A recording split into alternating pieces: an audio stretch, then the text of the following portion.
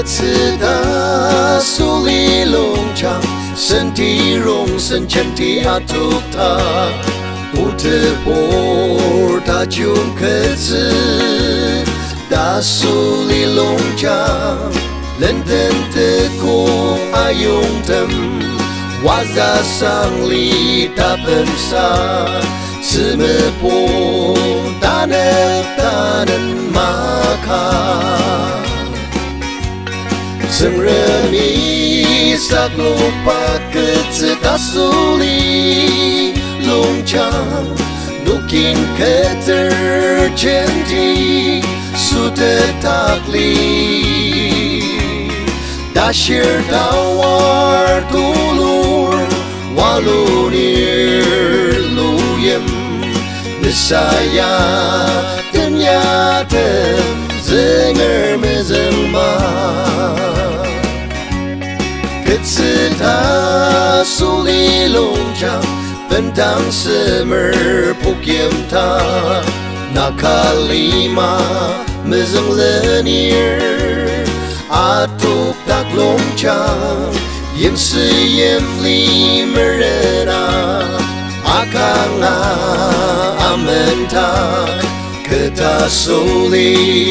Longjang Yem tipa Seng remi sak lupa Kutsu Tasoli Longjang Nukin keterjenti Sudah takli Dashir tawar tulur Walunir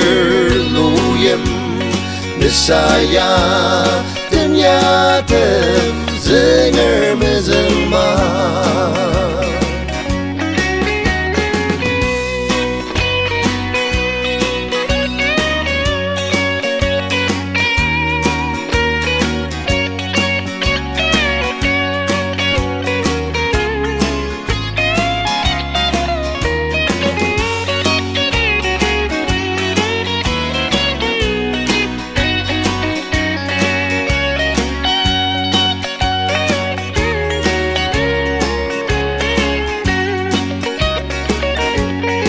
Kutsu Tasoli Longjang Sensu sanger ta chung tem Israel nunger amang nong Mit pong shiaki Anang ta mepetong shiaki Ani pa metem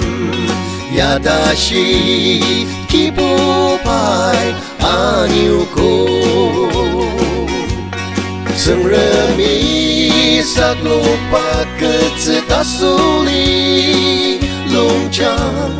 Nukin keterjenti Sudah takli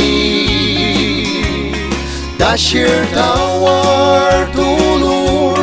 Walunir luyem Nisaya